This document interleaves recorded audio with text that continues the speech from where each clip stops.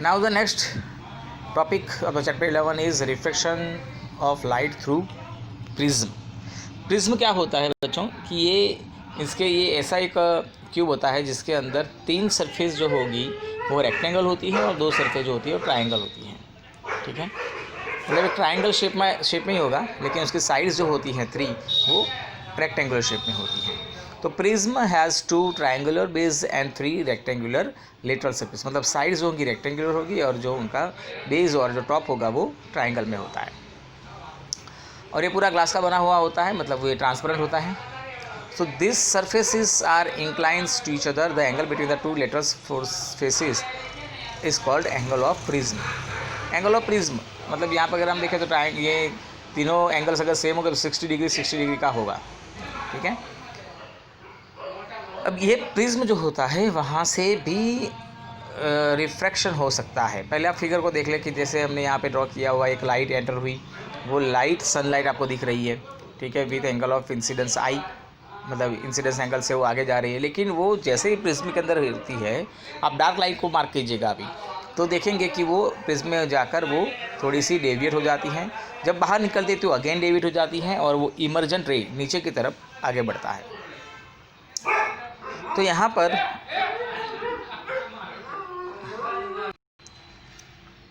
तो the sunlight मतलब incident ray जो है वो अंदर जाएगा, रिफ्रैक्शन होगा, बाहर निकलेगा, अगेन रिफ्रैक्शन होगा और इमर्जेंट रे के फॉर्म में वो बाहर आएगा। तो हम यहाँ पर देखें, अगर इन दोनों लाइंस को डॉटेड लाइन से कनेक्ट करके देखें तो पता चलेगा कि वो एंगल ऑफ डेविएशन जहाँ पे डी लिखा हुआ है वहाँ से वो डेविएट हुआ है, मतलब इतना डेविएट हुआ है, उसको हम कहते हैं एंगल ऑफ डेविएशन।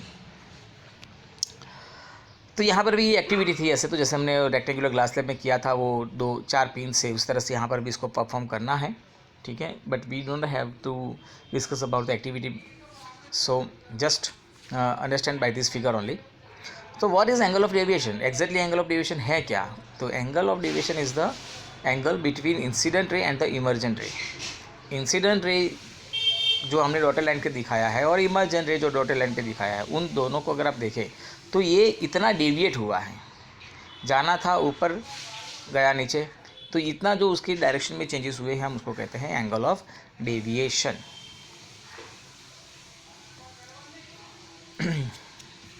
उसके बाद है एक इम्पोर्टेंट फिनोमिना, इसको कहते हैं हम dispersion of white light. Dispersion of white light.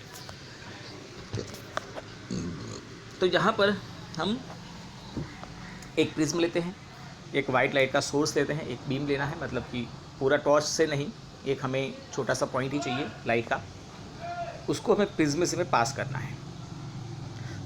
और प्रिज्म के दूसरे उस पार हमें कोई एक स्क्रीन रखनी है। यू कैन पुट पेपर और वॉल के आसपास भी कर सकते हैं, या तो फिर कोई पर्दा बना के कुछ भी। तो जब आप वाइट लाइट इंसिडेंट करते हैं टू ऑन द प्रिज्म, और प्रिज्म से जब वो लाइट बाहर आती है, आप देखेंगे कि वहाँ पर आपको एक स्पेक्ट्रम दिखाई देगा। स्पेक्ट्रम मतलब band of light. Band of light, आपको 7 रंगों का एक बैंड दिखाई देता है, और उसी को कहा जाता है, ये घटना को कहा जाता है dispersion. This phenomenon is known as the dispersion of white light, and you will observe a 7 रंग band which is known as spectrum. So this is the splitting of white light, into its constituent colors, or we can say the constituent light is known as dispersion. तो जब white light अंदर से मतलब कि prism से पास होती हैं, वो अपने 7 रंगों में विभाजित हो जाती हैं। अपने 7 रंगों में विभाजित हो जाना मतलब कि वो 7 रंग से ही बनी थी, और वो 7 रंगों का मिश्रण जो होगा वो वाइट लाइट बनता है, हम ये कह सकते हैं। So the band of the colored component of light beam is called spectrum, which is known as Vibgyor. Vibgyor का मतलब होता है violet, indigo, blue, green, yellow, orange and red. ये 7 रंगों का हमें स्पेक्ट्रम मिलता है।